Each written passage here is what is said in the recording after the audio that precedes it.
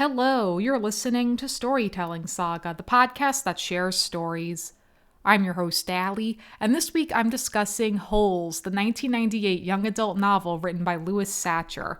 This is truly such a wonderful, amazing book, and it won the Newbery Medal in 1999 for the year's most distinguished contribution to American literature for children. So that's really incredible, and this was now my second time reading it. I first read it back when I was in third grade, and I did discuss this book briefly when I talked about my favorite elementary school books back in episode 95 of this podcast.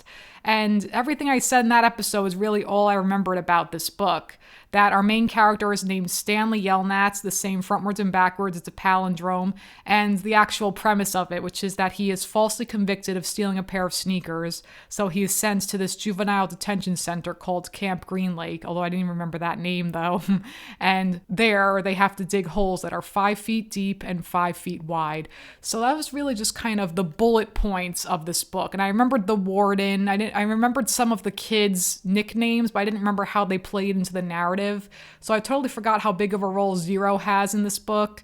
So reading it now, it just kind of felt like reading it for the first time. And it really is just truly an amazing book because you can learn a lot from it. And Stanley, honestly, is to me, he's just a really strong protagonist because he's very perceptive and smart, and we know that he's innocent, so he's there being falsely accused. He shouldn't even be there in the first place, and yet he doesn't complain. He does what he has to do because when they're there, really, it's kind of a matter of survival. And reading this, I'm thinking to myself, this is straight up child abuse, what they're doing. They're just having these kids, like exploiting them for free labor and giving them the bare minimum to survive. They have nasty food, cold 4-minute showers, and barely any water, like when the guy just comes with the truck to fill their canteens, and just terrible sleeping arrangements with the cots, the living arrangements, and also they have the rec room, not REC as in recreation room, but WRECK. Everything is wrecked in that room. That's just really clever. And they all have nicknames because they're kind of separating themselves from their previous lives in a way. And that in this world at Camp Green Lake, they're prisoners and they all have the nicknames to kind of separate themselves. So I didn't remember that they gave Stanley the nickname Caveman. And then we have Zero, whose real name is Hector Zeroni, and they call him Zero because nothing's going on in his head, supposedly, as we're led to believe early on. And then X-Ray, whose real name is Rex, is kind of the leader of the group. And he's just basically, he's kind of a jerk, honestly. And then there's Squid, and Magnet, and Armpit, and Zigzag, and then later on a kid named Twitch. And there was, before Stanley came, there was a kid named Barfbag, so he takes his old cot. And then there's also we have the hierarchy of the adults at the camp. There's Mr. Pendansky, who is the counselor at Group D. And really they're just the guards at the juvenile detention center. So he comes off as friendly, and even the kids call him Mom. That's all they have. These adults, that's all that's there, that are just really watching them, making sure they do what they have to do with digging the holes. And then there's Mr. Sir, who's more kind of scary compared to Mr. Pedansky, because early on, he's eating sunflower seeds. And he's saying, well, because I quit smoking, so now I go through a sack of these sunflower seeds a day. And he's just no nonsense. And sometimes he comes to fill their canteens with water. And then there is the warden. And I did remember that she's a woman. And we never find out what her Miss Walker, we don't know what her first name is, but she's a descendant of, as we later learn, because throughout the narrative, there are flashbacks to 110 years ago. So since this is set in 1998 in the present when this was published, then that was back in 1888, which on a side note was the year my sorority was founded. But anyway, 1888. But so we learn about Stanley's descendants in particular, and I didn't remember this, that it keeps coming back when he blames his no good, dirty, rotten, pig-stealing great-great-grandfather, because back then his grandfather had he had fallen in love with the girl named Myra, I think. Moira? No, not Moira. Oops, Myra. And then he goes to the woman, Madame Zeroni, and she tells him, well, take this pig up to the hill each and every day, and we'll get a little bit fatter, and then you can give the pig to the farmer to kind of persuade him that he wants to marry the daughter. But then it doesn't really work out for him, so then And we later learned that that woman, Madame Zeroni, was a descendant, in fact, of Hector Zeroni. So it all connects. And so Stanley is actually the fourth Stanley Yelnats in his family. And also, I didn't remember that Stanley is 14 years old. I don't think that's never explicitly said in the book, but I'm looking here now on Wikipedia and it says he's a 14-year-old boy from a hardworking but poor family that's allegedly cursed. So there you go. I always thought he was around 10 or so, but I guess I could see they're kind of, they're middle school age. But anyway, so the whole point of them being there is they have to dig holes 5 feet deep and 5 feet wide. And early on, just really even in the first chapter, we established that there is a serious danger there, which is that there are these yellow spotted lizards with red eyes and black tongue. And if you get bit by one, you're a goner. So that's already established right at the beginning. So we know that that's going to come into play at some point because, as you know, Chekhov's gun, that at some point something's going to happen with that. And so with Stanley, with his family, and the whole thing with the sneakers, that they had fallen from the sky, and he sees it as a sign because his dad had been trying to find a way to recycle old sneakers. So I remembered that distinctly, that the sneakers fall from the sky. Just certain things that, for whatever reason stick with you. So I remembered that distinctly. But I didn't remember all of the details of it, though. And that it was actually Clyde Livingston, which is a fictional character, fictional baseball player. It sounds like a real baseball player, though, to me, in this book. And it was supposed to go to this shelter to be auctioned off. So they, send him to this Camp Green Lake. And it's just great at the beginning, too. At Camp Green Lake, there's no green, there's no lake. The lake was dried up years and years ago.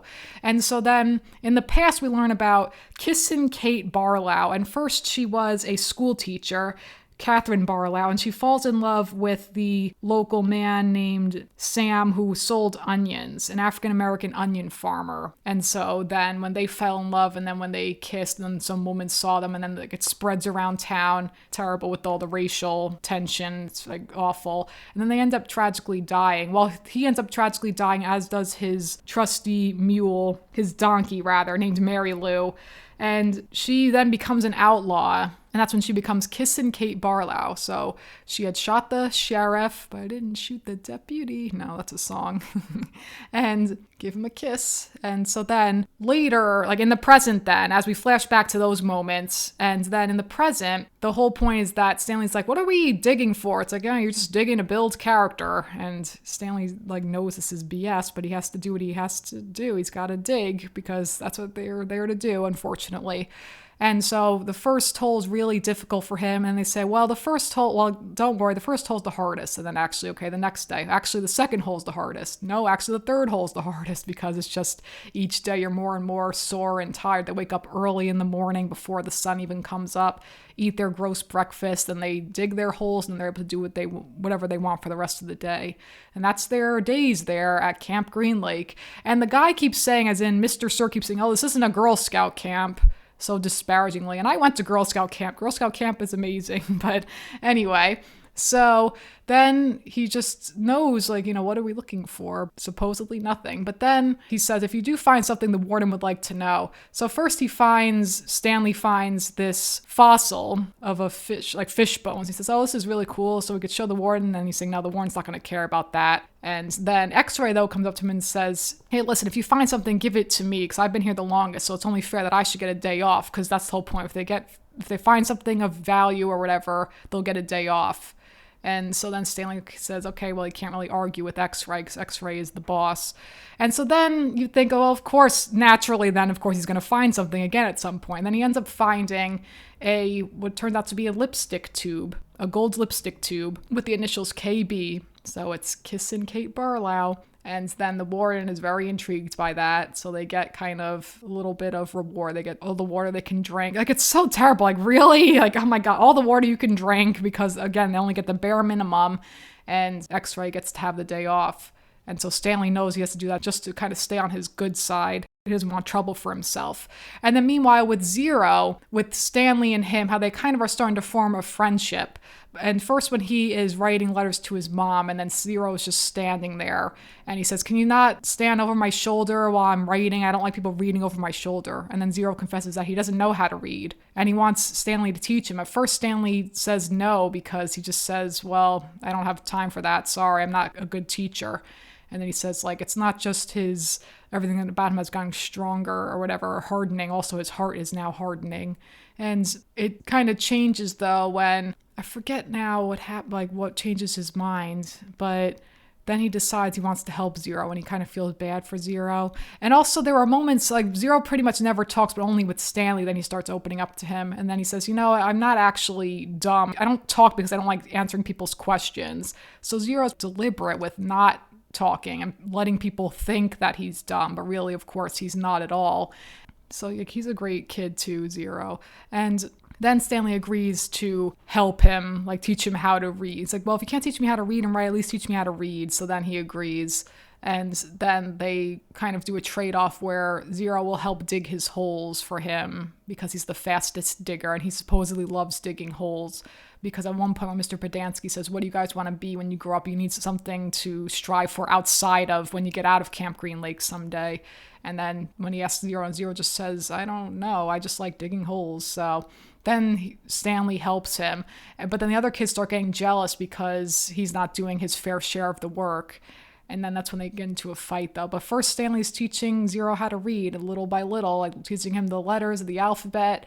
And that's really sweet, really nice. And everything kind of takes a turn, though, when Magnet steals the sunflower seeds. And then they all get in trouble for that. And then Mr. Sir brings Stanley to the warden because Stanley takes the blame for that. Oh, and actually, I remember now, after this part of the book is when Stanley decides to teach Zero how to read, because after he meets with the warden, when he comes back, then he sees that the kids supposedly have finished digging the hole for Stanley because he took the heat for the sunflower seeds. Like, he took the blame. And then they all say, no, don't look at me. It wasn't me. And then it turns out it was Zero. So then he agrees to help Zero because he helped him out. So that's what led to that. But anyway, so first off, though, with the warden, as we know, like, kind of the real villain of this book. She's just super scary and doesn't care at all. She does that whole thing with, so this is on my nails, showing her nails, saying that it's not nail polish, it's snake venom. It's perfectly harmless when it's dry. Then she puts on a fresh coat of nail polish of her snake venom, and she saying basically to not waste her time with this nonsense. She strikes Mr. Sir in the face, and then he's just screaming, been poisoned basically, with the venom on his face. And then after that, he has scratch marks down his cheek.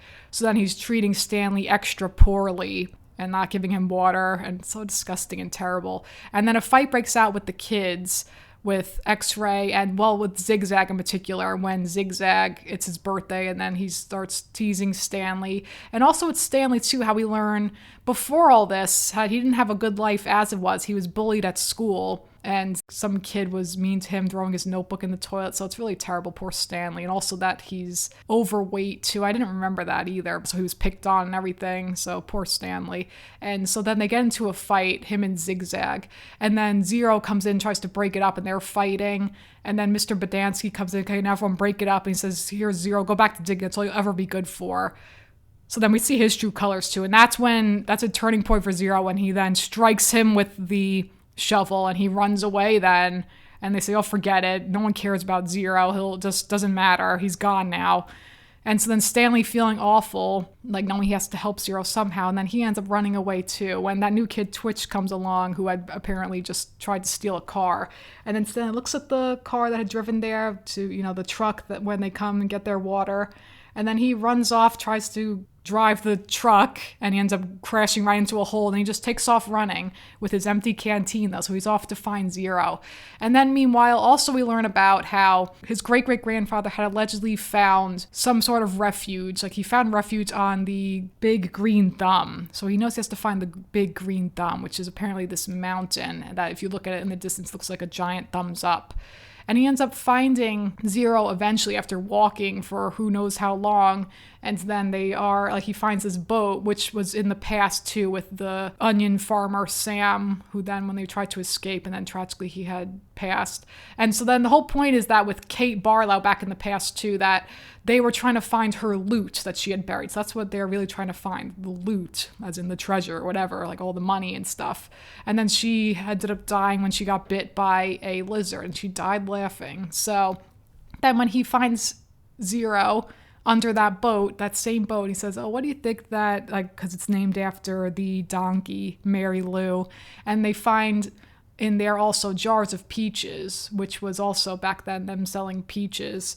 And then he said, oh, here, drink some of this sploosh, these old peaches, because it was Kate Barlow's preserved peaches that she made.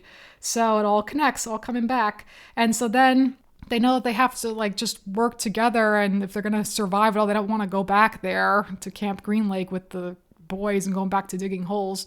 So then they got to try to find the mountain. They got to try to find the big green thumb. And they do end up eventually finding it. And there's a moment where Stanley just feels truly at peace, that there's nowhere else he would rather be. And then that's when Zero, though, confesses when Zero's starting to get sick because of the peaches. And then they know that they can't survive there forever, but then they find water there. And then he says this is where they can find hope. He also says that, well, we can't stay here forever, but that's when Zero confesses that it's my fault you're here. He's like, what are you talking about? And then it turns out that Zero's the one that stole those sneakers that had fallen on Stanley's head. It was Zero who had just left them there then because he had stolen them from the shelter, because poor Zero was homeless because he doesn't know where his mom had went. It's not exactly clear. And he just talks about his imaginary stuffed giraffe, Jeffrey or whatever it was named. And so poor Zero. So then it turns out that it was his fault. And Stanley says, well, it doesn't matter. It's because he's happy he met Zero, and that these people are so terrible, saying, well, how does digging holes build character? What really builds character is what he's doing, trying to help him teach him how to read and everything. And so then when they decide, it's like, if we're going to be refugees of the law, or if we're going to be fugitives of the law, we're going to need some money. And then Stanley knows, well, since he found that gold tube back by his hole where they had been digging in the wrong places, because thinking that X-Ray had found it in some other place, but then he knows where really they have to dig. So they end up going back there and surviving on water and onions. They find onions as well. So again, connecting back with what had happened with Sam the onion farmer and with Kate.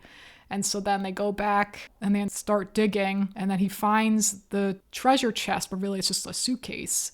And it happens to have the name Stanley Yelnats on it, because as we know, Stanley, it's one of his descendants, and not his great-great-grandfather was actually Elia Yelnats. And so then he's trying to read it. Zero saying Stanley, like trying to read it this whole time. And then, of course, the warden shows up. Also, the yellow-spotted lizards show up, and they're standing perfectly still, worried that they're gonna die, and so scary. And then the attorney general shows up, and then they're saying, well, Stanley, you could have left, you were acquitted, and like your lawyer was here. And he's just saying, well, I can't leave Zero. And then the lizards kind of scurry off eventually. And then it turns out that, as we see in a flashback too, that the lizards don't like onions, like they don't like onions in the blood. So that's why they were saved, because they had eaten all those onions. So that's why they didn't attack them, the lizards. So then, rightfully so, with Stanley's lawyer there, that he is able to go back home, and that Camp Green Lake they don't have to dig holes anymore because they found what they were looking for. And Camp Green Lake is shut down, and then it's so great that it's going to be turned into a Girl Scout camp. So I love that little detail too.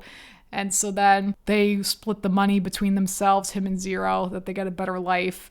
And so there's like one last scene at the end where the dad had made some kind of foot deodorizing spray with peaches, like these natural ingredients, and Clyde Livingston is just kind of a sponsor for it. And then it's just really nice. They're just having, Stanley's back home. And then also a really nice touch too is that Zero is able to reunite with his mother. So that's so, so sweet. So it's just a truly wonderful book with really great characters, a really strong, clear narrative. And I just really, really enjoyed it again, reading it after all these years. It's a wonderful book. I can't praise it enough. And then also apparently there were a couple of sequels with Stanley Yelnats' survival guide to Camp Green Lake. It said, should you ever find yourself at Camp Green Lake or somewhere similar, this is the guide for you. Written from Stanley Yelnats' point of view, the book offers advice on everything from scorpions, rattlesnakes, yellow-spotted lizards, etc. And then there was also a book called Small Steps. In this sequel to Holes, former inmate Armpit is now 17 and struggling with the challenges facing an African-American teenager with a criminal history. A new friendship with Ginny, who has cerebral palsy, a reunion with former friend X-Ray, a ticket scalping scheme, a beautiful pop singer, and a frame up all test armpits resolve to just take small steps and keep moving forward. So it's really interesting that I didn't even know about that actually. So it's just a really great book, and thank goodness everything is righted. Like all these terrible things are righted in the end and put to an end with all of those terrible ways that they were living at this terrible place, Camp Green Lake. So it's just a really great book, and just Stanley's a really great kid. Stanley and Zero. It's just a really, really wonderful book. So just can't say that enough. So love Holes. What a great book. What a wonderful book. And I'll end by saying the lovely little song at the end, which comes through like with the song. It's so sweet. If only, the moon speaks no reply, reflecting the sun and all that's gone by. Be strong, my weary wolf. Turn around boldly. Fly high, my baby bird, my angel, my only. And with that, that's going to conclude this week's episode of Storytelling Saga. Be sure to visit storytellingsaga.com for all places to listen and where to follow on social media.